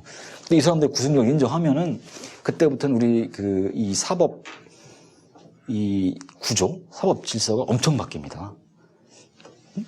배심원들이 유무죄를 딱 판단하고 그게 그대로 효력이 있는 거거든요. 판사는 그냥 형만 선고하고 만약에 미국식을 따라간다면 그럼 이거 엄청난 거거든요. 우리 사법 구조뿐만 아니라 저는 우리 사회 전체의 어떤 민주주의에 엄청난 영향을 미칠 거라고 생각을 합니다. 이게. 그래서 이제 제가 검사를 했을 때 보면은 상당수의 검사들은 이걸 왜 했냐. 비용도 많이 들고 시간도 많이 들어가고 그러는데요. 근데 그 투자할 만한 가치가 충분히 있습니다. 네. 우리 사회를 질적으로 바꾸는데 굉장한 그 역할을, 기능을 할 거라고 저는 생각을 합니다. 다음으로 이제 정권에 예속되고 출세주의. 이거는 그 제도로는 못 바꾼다고 저는 생각을 합니다.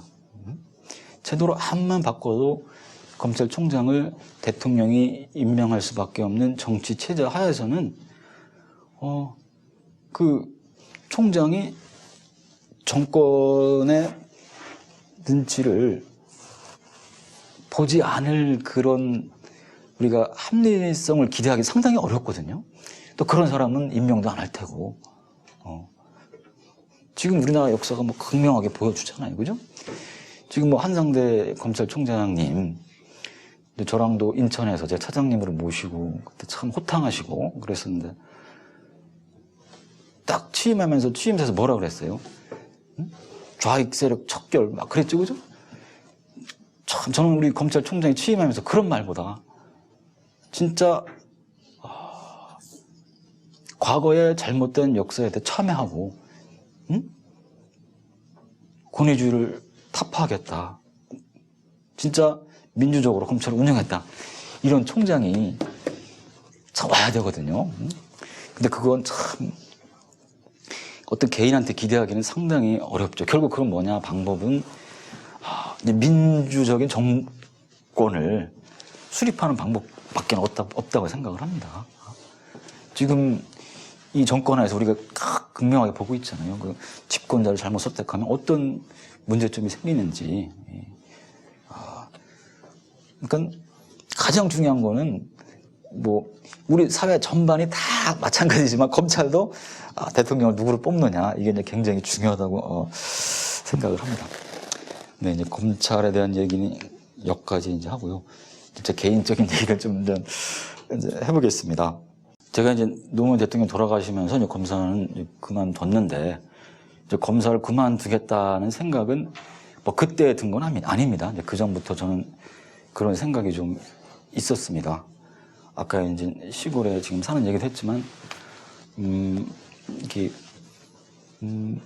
또 아까 김대중 대통령 제가 얘기도 했는데, 어떤 자연적인 거, 억지스럽지 않은 거, 그런 거를 이렇게 많이 어릴 때부터 그런 게 좀 있었던 것 같아요. 그래서 저는 사법시험 공부할 때도 절에서 이렇게 이제 공부를 하고, 또 이제 이렇게 산책하는 걸 굉장히 좋아했습니다. 쉬는 시간에 딱 이렇게 이제 산책하면서 이 기운을 느끼고, 새소리 듣고, 흙이 밟히는 느낌. 제가 이제 음성 신흥사라는 절에서 공부를 또 한 적이 있었는데, 그 앞에 이렇게 저수지가 있어요.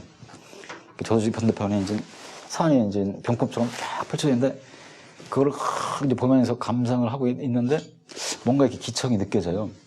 딱 돌아봤더니, 거기 이제 어미개 한 마리하고 이 색 강아지들이 몇 마리가 다 이렇게 나를 보고 있는 거예요. 딱 보면서, 야, 이게 딱 기분이 너무 좋더라고요. 야, 쟤들하고 막 통하는 것 같고. 응? 그런 걸 좋아해서 그런지 이 검사를 하면서 도시를 다녀보니까 이게 도시하고 나는 안 맞는 것 같더라고요. 그 도시는 참, 흙이 없잖아요. 그지? 그죠? 응?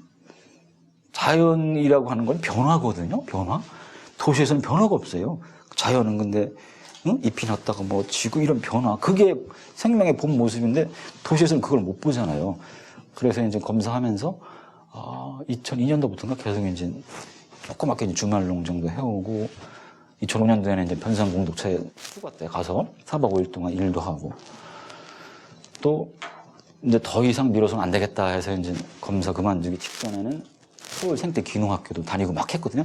그러니까 나름대로 그런 준비를 쭉 해왔고, 언젠가는 이제 검사 그만둬야 되겠다 이렇게 생각을 하고 있었거든요. 더군다나 이제 지금 정권이 들어온 다음부터는 더 그런 게 아주 많았는데, 검사를 이제 바로 그만두지 못한 이유는 이 전관 예우라는 게 이제 있잖아요. 어차피 서울에서는 제가 이제 살기 싫고, 그 서울에서 이제 3년 임기가 끝나면 지방으로 가거든요. 그 청주 가서 거기서 좀 하다가 거기서 옷을 벗자. 검사를 그만두자. 그래서 거기서 개업을 하자. 그러면 정관이 혜택을 좀 받거든요.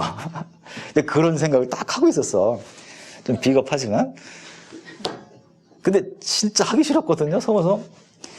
근데 그런 상황에서 노무현 대통령이 딱 돌아가신 거야. 그래서 이제 다음날 그 덕수궁 앞에 갔어요. 가서 이제 줄을 막 서서 이제 기다렸거든요. 한 4시간을 기다렸는데, 이제 기다리면서 줄 서 있는 사람들을 쫙 보니까, 이게 너무 진실되다고 할까? 아주 너무 선하고, 막 이렇게 기다리는 그 표정이, 그냥 진짜 그 어떤 안타까움도 배어 있으면서 그냥 전혀 억지도 없고 아주 자연스럽고 막 그렇더라고요. 근데 그걸 바라보면서 이게 울컥한 마음이 생기고 굉장히 제가 부끄러워지는 거야. 그 아까 말씀드린 그 전관예우 때문에 하기 싫은 검사를 참 하고 있는 게 너무 이제 부끄러운 거죠. 그래서 그때 이제 딱 결심이 쓴 거야. 더 이상은 이제 비겁하게 살지 말자. 그래서 이제 그날 이제 집에 와서 이제 집사람한테 이제 그만둬야 될 때가 됐다. 그 집사람도 이제 물론 그 전부터 제가 이제 그런 얘기는 쭉 해왔으니까 집사람도 이제 그 조문도 같이 갔다 왔거든요. 그러니까 당신이 원하면 그렇게 해라. 딱 이렇게 해서 이제 검사를 그만뒀습니다. 와, 그 사표를 내는데 너무 기분 좋아요. 왜 이렇게 좋은지 참.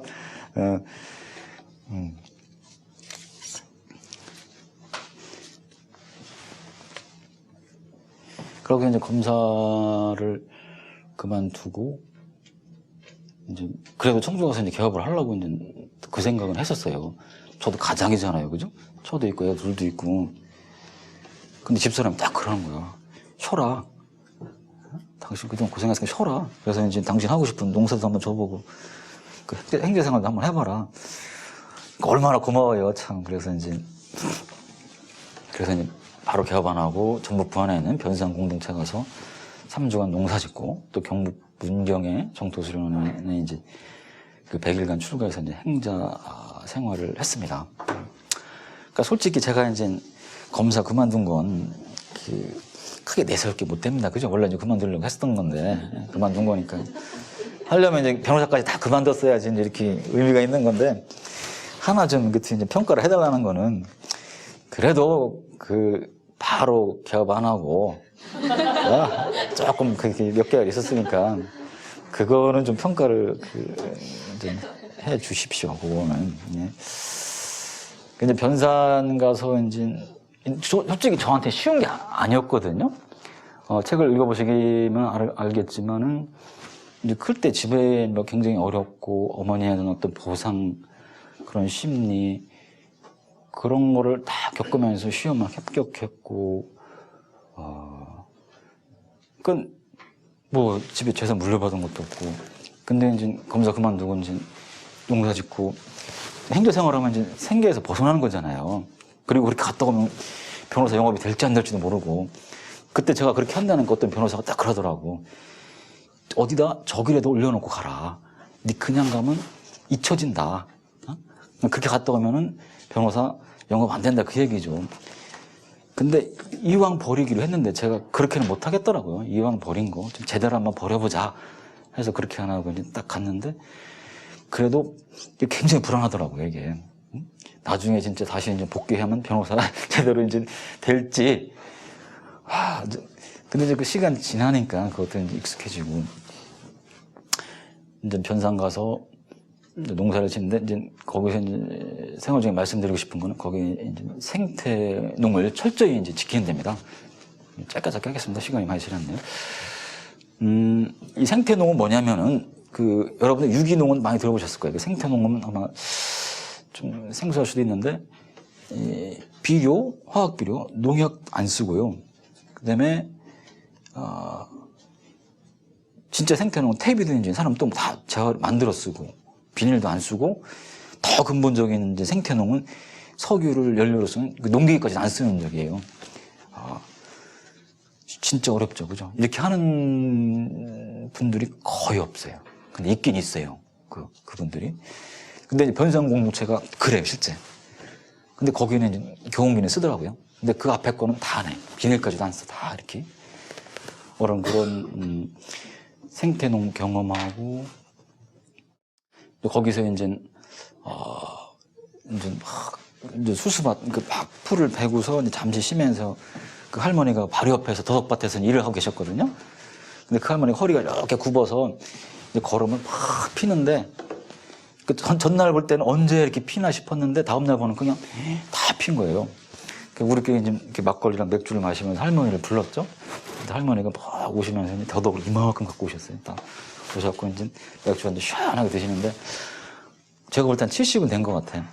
근데 이 할머니가 기고를 했더라고요. 아주 세네. 그러면서 이제 할머니 그 연세가 어떻게 되셨어요? 딱 물어보니까 막 웃으면서 일할 만큼 먹었어. 야, 그러니까 그분이 밭에서 허리 굽혀서 이렇게 일을 할 때는 제가 불쌍하다는 생각이 들었거든요. 저렇게 연세 들어서 얼마나 힘드실까. 그런데 가까이서 보니까 이분은 농사를 즐기는 거예요. 기고리까지 하고 웃으면서. 그러면서 이 당신이 갖고 온 도덕 자랑을 막 하는 거예요. 야, 거기서 이제 제 자신을 또 돌아본 거죠. 응? 좀 부끄럽기도 하고, 그 할머니가 참 당당하게 살아가시는 게 참 보기 좋고, 거기서 이제 그런 느낌이 조금 있었고,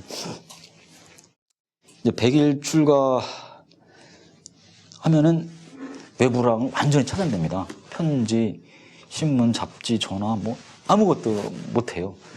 그때 뭐죠? 사스인가요? 뭐 이렇게 하는 뭐 그게 막 돌았잖아요. 그것도 몰랐어요. 네. 그래서 뭐 알게 된 게 우리가 지금 모임을 하는데 이제 행자 반장님이 있어요. 거기 반장이 딱 그러는 거예요. 지금 사스가 막 이렇게 했다. 근데 그 얘기한 이유가 그걸 알려주려고 한 게 아니라 여기서 감기 걸리지 않도록 조심해라. 그럼 이 공동체 전체가 걸린다. 그런 차원에서 알려준 거지. 그러니까 외부랑 완전히 차단된 상태에서 이제 자기를 내려놓는 공부를 이제 했습니다. 처음에 이제 만배를 하고, 그다음에 매일 500배 하고, 그다음에 시키면 예하고 무조건 하고요. 똥 치우는 거, 밥하는 거, 진짜 행자생활. 아침 새벽 4시에 일어나서 그냥 하고, 그러면서 또 이제 우리끼리 모여서 항상 나누기 합니다. 일하기 전에 나누기 하고, 끝나고 나누기 하고, 모임 끝나면 또 나누기 하고. 나누기 뭐냐면은, 일하기 전에는 어떻게 일할 것인지 서로 이제 얘기를 하는 거예요. 이제. 끝나면 일할 때 어떤 느낌이었는지 그걸 나누고. 그 왜 나누느냐. 순간순간에 충실해라. 순간순간에 나한테 일어나는 감정이나 느낌을 살펴라. 그런 거거든요. 그러니까 쓸데없는 망상 같은 거 하지 마라. 이제 그런 거죠. 이제 그런 공부를 한 거죠. 하고. 근데 이제 그 핵심은 나를 내려놓는 거예요. 나가 뭐냐. 내 기준, 내가 옳다는 생각. 이걸 내려놓는 거거든요. 제가 이제 우리 아버지를 책에서 너무 이렇게 안 좋게 써갖고 참 부담이 많이 되고 그러는데, 아버지가 이렇게 주사가 좀 심하셨어. 이게 어린 마음에 상처를 좀 많이 받았거든요. 그래서 이제 진짜, 얼마 전까지도 계속 미운 마음이 있었어요, 그게. 제대로 이제 아버지하고 소통이 안 됐죠. 심할 때는 집에 가서 밥을 먹으면 이 소화가 안 될 정도로 그 아버지에 대한 감정이 이렇게 안 좋았거든요. 근데 그 100일 출가를 하면서 어느 날 그 유수 스님, 그 법륜 스님 아시죠? 그죠? 법륜 스님이 그 정토의 지도법사님이고 그 밑에 이제 제자 스님, 유수 스님이에요. 그 스님하고 이제 인답 시간을 가졌어요. 이렇게 이제 우리 행자들이 쭉 있고, 그 질문하면 스님이 이제 답을 해주는 거거든요. 지금 법륜 스님이 하듯이. 제가 거기서 이제 그런 질문을 했어요. 이제 아버지에 대한 그 그동안의 관계하고 미움이 너무 강하다. 그런 얘기를 했더니 스님이, 제가 이제 검사 출신이라는 건 알고 있었죠. 아버지를 미워하는 사람이 어떻게 고위공무원을 할 수 있느냐. 그 얘기를 딱 하는 거예요. 얼굴이 확 빨개지더라고요. 이렇게 하고, 그런 사람은 사업을 해도 안 된다. 네가 잘났다는 마음이 있기 때문에 네 기준에 아버지가 이렇게 맞지 않는다고 해서 미워하는 거다. 그건 아버지 문제가 아니라 네 문제다. 네가 옳다는 생각에서 그런 미움이 나오는 거다. 네가 그런 잘났다는 생각이 있기 때문에 아마 오원근 행자, 거기 행자라고, 행자님 그 집사람이나 아이들도 힘들 거다. 거기서 저는 진짜 저 자신을 이렇게 돌아보게 되더라고요. 그러니까 아버지의 관계에서 그동안은 한 번도 내가 문제라는 생각 한 번도 진짜 안 했거든요. 근데 그게 내 문제라는 거예요, 내 문제. 내가 맞는 것 같아요. 내가 옳다는 생각을 갖고 있고 그 기준에 안 맞으면 그냥 미워하는 거야. 근데 이게 가만히 보니까 아버지에 대한 관계뿐만 아니라 모든 사람들에 대한 관계 다 그런 거예요. 응?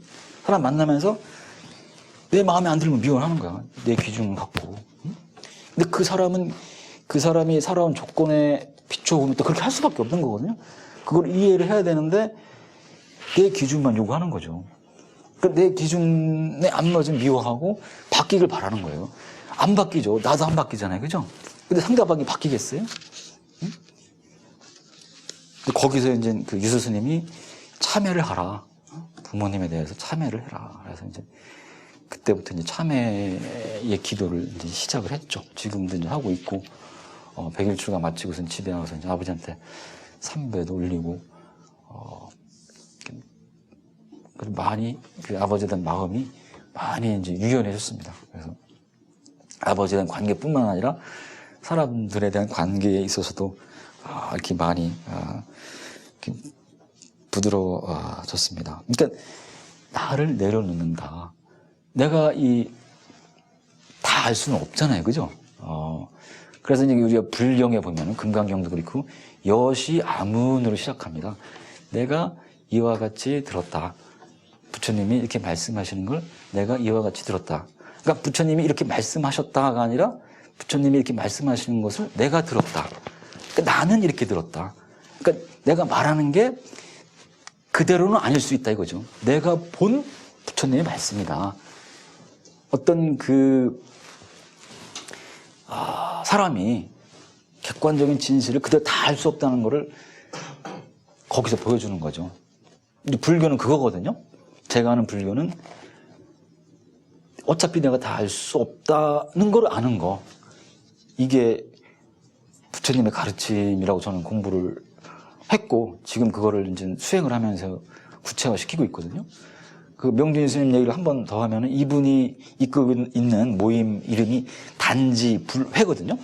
다만단자, 알지자, 아니불자, 회, 모일회체인데 이게 또 안다는 그런 의미도 있답니다. 다만 불회, 알지 못함을 알 뿐이다. 그분이 그렇게 얘기했거든요.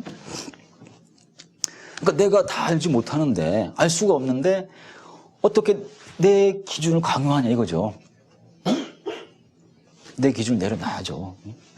그러니까 내 기준을 내려놓으면 내려놓을수록 객관적인 진실에 조금 더 가까이 갈 수 있는 거죠.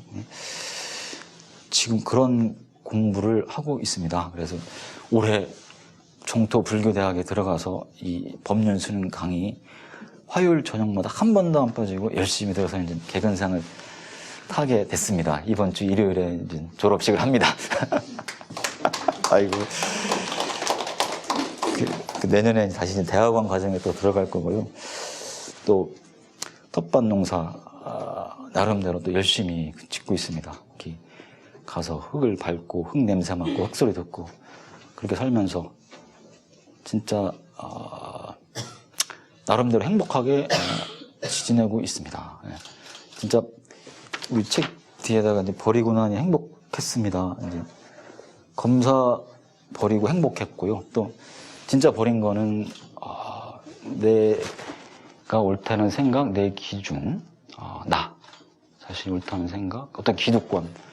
옛날에는 이제 그런 거 버리면 이제 검사와 관련된 전관예우 이런 거 버리면은 또 진짜 못 살 것 같다. 이제 그런 그런 게 있었어요. 근데 버리고 나니까 더 큰 자유가 딱 있어요. 더 큰 자유가. 가서 농사 짓고 100일간 출가해서 보니까 처음엔 좀 불안했었는데 나중에는 다 적응이 됐고 돌아와서 얼마나 좋아요. 제가 만약에 청주 와서 검사하다가 그만뒀으면은 뭐 돈이 더 많이 벌었겠죠. 그죠? 근데 어디 가서 나 돈 많이 벌었다. 자랑할 수 있겠습니까? 못하죠. 그래도 전 농사 짓고 100일 출가했으니까 책도 쓰고, 이렇게 와서 검사, 비난, 검찰 욕도 할 수 있고 그렇잖아요. 저는 이게 참 행복이라고 생각을 합니다. 네.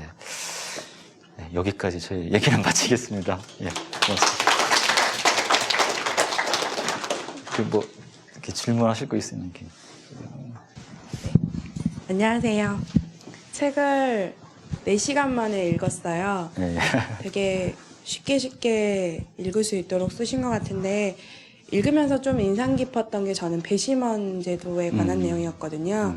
그걸 그렇게 생각하시는 뭐 우선은 이제 떠나셨지만 검사님이 몇 분이나 계실까라는 생각을 하게 됐는데 우선 그 배심원 제도라는 거에 대해서 말씀하셨잖아요. 5년간의 유예기간을 주고 그 이후에는 이렇게 될 것이다 라고 했을 때 우선 저자님, 작가님께서 생각하시는 앞으로의 배심원의 상 같은 거 이렇게 흘러가면 참 좋겠다 또는 앞으로는 이렇게 될 가능성이 크다 이런 내용에 대해서 좀 궁금했어요. 그 제도가.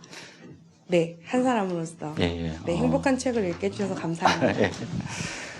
먼저 이제 책을 4시간만 읽었다니까 참 고맙습니다. 우리 노무현 대통령께서 그런 말씀을 하셨거든요. 사람들이 왜 책을 어렵게 쓰냐, 또 말을 왜 이렇게 어렵게 하냐, 쉽게 할 수 있는 거를, 또 이제 저 책에다 이제 서평을 써주신 윤구병 선생님도 옛날에 한겨레 신문 칼럼에 썼는데 이 기득권을 갖고 있는 사람들이 자기 기득권을 유지하기 위해서 일부러 어렵게 쓴다는 거예요. 한자 쓰고 영어 쓰고. 지금 뿌리 깊은 나무 있죠, 그죠? 그거 생각해 보시면 금방 하실 수 있을 거예요. 배심 재판은 아마 내년 이제 지나고 엄청난 홍역을 겪을 거예요. 이제 어떤 식으로 할지 반대 의견도 막 나올 거고, 그게 아까 말씀드린 대로 우리 사회에 끼치는 영향이 엄청나기 때문에 굉장한 진통이 예상되고, 그래도 그걸 이제 없앨 수는 없을 거다 저는 생각하고, 간다면 이제 미국식이나 이제 일본식 중에 하나 선택을 해야 될 텐데, 미국식은 배심원이 유무죄 판단을 하고 판사는 이제 형만 선고하는 거거든요. 일본은 배심원하고 판사가 같이 유무죄 판단을 하고 또 형도 같이 이제 같이 하는 거고, 그래서 그걸 이제 참심제라고 그래요. 같이 참여해서 한다고 그래서. 배심제는 옆에서 이제 따로 한다고 해서 배심제라고 그러고. 글쎄, 저도 뭐 예측은 못 하겠네. 얼로 흘러갈지는 모르겠고, 참심제 쪽도 아마 가능성 좀 있는 것 같아요. 그것도 있고. 근데 어느 쪽으로 가든 배심원한테 상당한 권한을 주는 거니까, 의미는 있을 테고, 근데 아마 상당한 진통이 있을 겁니다. 그거 아마. 그러고 이제 말이 5년이라고 했지, 그 기한을 지키지 않을 가능성도 높습니다. 그런 논의를 질질 끌면서도 몇 년이 흘러갈 수도 있고, 하여간 처음엔 시작할 때는 5년을 뒀는데 어떻게 될지 모르겠고, 하여간 그 질문에 답할 수 있는 거는 후퇴하지는 않을 거다. 근데 일본식이나 미국식 어느 쪽으로 할지는 저도 모르겠다. 네, 그렇습니다. 예. 전에 노무현 대통령 당선되셔가지고 평검사와 대화 시간이 있었잖아요. 네. 그때 참석하셨나요? 아니요. 네. 저도 텔레비전만 봤어요. 네, 그러셨으면 그때 그 분위기라든지 그거 좀 듣고 싶었는데요. 아까 잠깐 언급을 했는데 이 조직 이기주라는 게 굉장히 무서워요. 검찰은 안에서 그냥 똘똘 뭉쳤죠.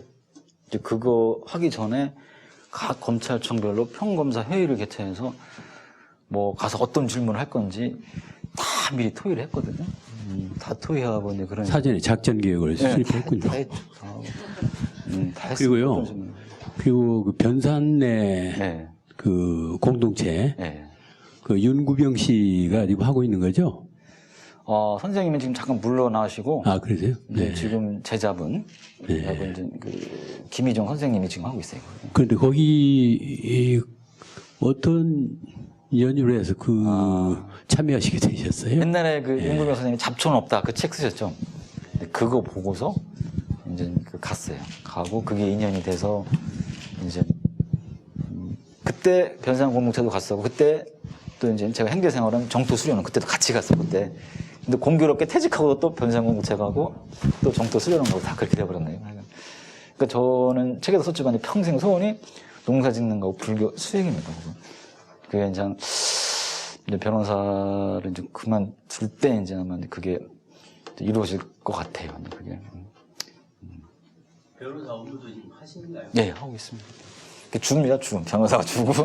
근데 이제 좀 한번 2, 3년 지나서부터 이제 반농, 반변 이렇게 하고 좀 더 지나면 이제 완전히 이제 귀농할 생각입니다. 제가 뭐 귀농한다 그러면 이게 좀 뭐랄까 치기 어린 생각이 이렇게 여기실 분들 계시는데 아까 말씀드렸다시피 저는 2005년 그때도 변산 공동체를 갔었고 생태 귀농학교도 다니고 뭐 하니까 나름대로는 철학이 있고 나름대로 준비도 해왔고 지금 준비하고 있습니다. 뭐 의심하지 않으셔도 됩니다. 네. 그럼 마지막으로 끝내는 질문 사전에 강영신님 주신 질문으로 마무리할게요. 네. 가진 것이 그리 많지 않은데도 놓고 새로 시작하기가 쉽지 않습니다. 선생님이 이렇게 시작하시는데 두려움이 없지는 않으셨는지, 그리고 새로 시작하는 사람한테 다 내려놓고 시작하려는 사람에게 한마디 부탁드리겠습니다. 근데 다는 못 내려놨죠, 그죠? 변호사 하고 있으니까. 근데 그래도 이제 바로 생계를 그만두고 변산 가고 정토 수련원 갈 때는 두려웠죠. 그 두려움이 상당히 오래 갔습니다. 몇 달 갔어요, 그것도. 예. 근데 자기가 이렇게 진짜 소중하다고 생각하는 거, 또 그 자기 생각일 수도 있고, 사회적으로, 일반적으로 그 생각되어지는 거, 뭐 그게 돈이 될 수도 있고, 명예도 될 수 있고, 권위도 될 수 있는데, 그건 진짜 아무것도 아니라는 좀 생각이 듭니다, 진짜. 그런 거는 얼마든지 내려놓으시는 게, 물론 저도 아직 다 못 내려놨지만, 더 많은 거를 이렇게 보게 되는 것 같아요. 더 많은 거를. 옛날에 이제 검사할 때는 항상, 나름대로 이제 불교 공부도 했지만, 이렇게 어두움을 이렇게, 갖고 다닌 것 같거든요. 근데 이제 지금은 안 그래요. 물론 저도 이제 살아가면서 겪는 스트레스나 어둠이 있지만, 그거에 제가 크게 구애는 안 받아요. 이제 그냥 견뎌내고 바라보고 있으면 또 이게 없어지고, 그렇거든요. 그게 행복이죠. 이제 제가 중학교 2학년 때가 생각나는데, 굉장히 소심했어요. 공부는 잘했는데 한 번도 반장을 못했어요. 소심하고 말도 못하고 2학년 국어 시간에 선생님이 오원근이 너 공부 잘하니까 일어나서 어제 저녁에 텔레비전에서 이제 방송한 전설의 고향 그거 봤지? 한번 줄거리 좀 한번 얘기해봐. 딱 그러는 거예요. 근데 말 한마디 못해 하다가 그냥 그대로 앉았거든요. 근데 이제 불교 수행하고 또 나를 내려놓는 공부하고 하니까 좀 이렇게 와서 또 이렇게 여러분들 앞에서 얘기도 하잖아요. 이렇게 하고 텔레비전 생방송도 좀 지방에서 나가기도 하고 이렇게 합니다. 참 내려놓으면은 얻는 게 참 많은 것 같습니다. 네. 막상 두렵지만 그것도 이제 견뎌 보면은 아까 나누기 말씀드렸는데 우리가 하면 나누기 하다 보면 자기의 깊은 어떤 고민 같은 게 다 이렇게 나오거든요. 근데 내려놓으면은 아무것도 아니에요. 그러니까 우리 정토 수련에서 그 나누기 그 공부를 하면서 그걸 참 많이 배웠어요, 많이. 지금 정토 불교 대학 하면서도 우리 학생끼리 계속 스님 강의 끝나면은 동영상이 끝나면 뭐 아주 나누게 하거든요. 그러니까 처음에는 그걸 굉장히 어설퍼하고 힘들어하던 사람들이 지금 굉장히 편안하게 나누게 합니다. 그 사람들. 아주 얼굴들 다 밝아지고. 그러니까 나누는 것도 내어놓는 거고, 꼭 내려놓는 거거든요. 버리고 내려놓으면은 행복합니다. 이건 제 생각이고 지금 사회적으로 우리 크게 이제 이름이 나기 시작한 법륜 스님이 또 이제 이렇게 가르침이 주신 그 말씀입니다. 네. 그 법륜 스님 그 정치적인 노림수 아무것도 감히 제가 말씀드리는데 아무것도 없어요. 그분은 진짜 살기 좋은 세상을 만들기 위해서 굉장히 노력하시는 분이에요. 그분이 이제 어떤 불교 수행 말고도 가장 요새 힘을 많이 쏟고 계시는 것이 이제 남북 그 통일입니다. 그 부분에서 굉장히 노력을 하고 계세요. 그분은. 근데 그분이 이제 또 이렇게 100강, 올해 이제 100강을 했거든요. 전국 돌아다니면서 내년에는 200강 하신대요. 그러시고. 그분이 이제 강연 끝나고 10가지 이제 딱 서원이랄까? 그걸 갖고 같이 이제 낭독을 하게 합니다. 10번째가 꼭 투표합시다. 이렇게 이제 하시는. 그분도 이제 세상이 바뀌기 위해서는 어떻게 해야 된다. 그걸 이제 이렇게 말씀을 하시는 거죠. 그 정도예요. 그 정도. 좋은 강연 길게 다 들어줘서 감사하고요. 앞에서 선생님 사인회 진행할 거니까 마지막으로 좋은 강연인 선생님께 큰 박수 부탁드립니다. 사인회 앞에 나오시면